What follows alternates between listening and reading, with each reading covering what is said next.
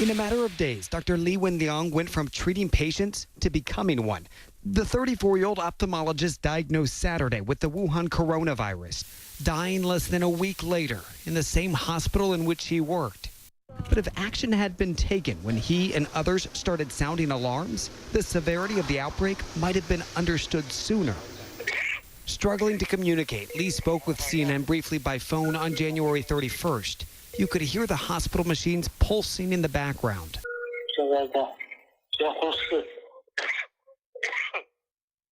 It was back in late December when Li first warned friends on WeChat about a SARS-like disease going around. Li sent a group message saying that a test result from a patient quarantined at the hospital where he worked showed a patient had a coronavirus. But hours after hitting send, Wuhan city health officials tracked Li down, questioning where he got the information. Within days, they closed the suspected source of the virus, this seafood market, and they announced the outbreak. But instead of being praised, Li got a call from Wuhan City Police. With Li coughing too much and breathing too poorly to speak by phone, we asked Li by text, "How did you feel when this happened?" "I felt a little afraid I would be detained, afraid my family would worry," Li responded. He agreed to sign this document, admitting to spreading rumors online and severely disrupting social order. It reads, "We want you to cooperate with the police and listen to our reminder and stop the illegal act. Can you do that?" Li answered, "Yes, I can." In the weeks that followed, the Wuhan Municipal Health Commission maintained that there was no obvious evidence for human-to-human transmission, no infection of healthcare workers, and that the outbreak was, in their words, preventable and controllable. And with that, the people of Wuhan continued about their normal lives. Then came a sudden jump in infections. China's central government took over, scrambling to contain a spreading virus with a rising death toll. Chinese state media first reported that Li was one of several whistleblowers silenced by police. Calls for Li and the others to be vindicated grew online. China's Supreme Court even weighed in, adding, quote, "It might have been a fortunate thing if the public had listened to this rumor at the time." But for many, including Li and his parents, it was too late. They all contracted the coronavirus. Li's condition declined rapidly. But before his death Friday, he witnessed the support of thousands online who considered him a hero.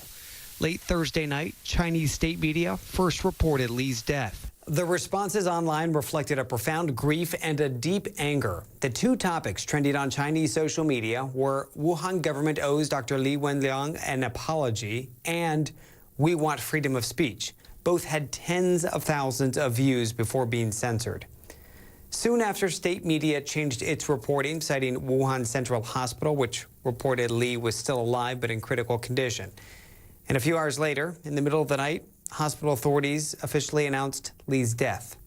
He was 34. David Culver, CNN, Beijing.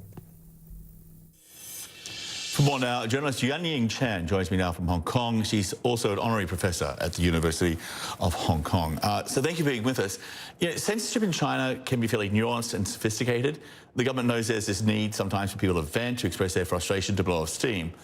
Is that at play here, especially since this story of Dr. Li's death was first reported by the Global Times, which is considered very pro-Beijing? No, I don't think the government can censor all the outpour of outrage on the internet. It was like a state funeral online last night. People were making comments and expressing their grief.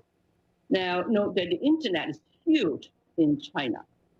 You have like almost 900 million people online, and almost 100% on mobile, and they're also on WeChat, a very robust social media tool. And because the outrage and it is so outpouring. So just let me jump in there. The government has to listen, I think. I hope. So just to jump in there, so what you're saying is that everything we hear about China's censorship and the government control over what people say and do online, you're saying they can't control this particular instance? Well, not just this one. The yes, the control is very intense, extensive, and especially under Xi Jinping since he came to power. But look, the internet and technology is a huge disruptive force. And when people people are looking for outlets to express themselves. And even with the control, even before the death last night, you have reporters, you have citizen journalists, just everyday people trying to tell the truth, tell what's happening online. So there's censorship, but there is a big pushback from the public. I'm just curious, if you have we have this situation too with a lot of angry people expressing frustration about the death of this doctor. You also have an unprecedented lockdown of almost 60 million people heading into its third week. You have so many people gathered in the one place for an incredibly long time. At best, they're skeptical of the information they're getting from government officials. That would seem to be more than enough ingredients for some kind of, I don't know, unrest, if you like. Well, about the lockdown, I think people also understand the need to stop the transmission of the virus. And so it's a very complicated picture. People are not entirely opposed to it. Actually, people supported it and want government to do better, like deliveries of services, giving medical care. There's a lot of issues.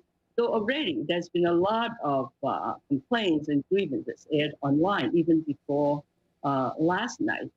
And so it's like a back and forth struggle between the facts trying to get out and government attempt to crush them. But also, government is not just a singular and controlling force. You have the central government, you have local government, and but the internet is a great liberating force.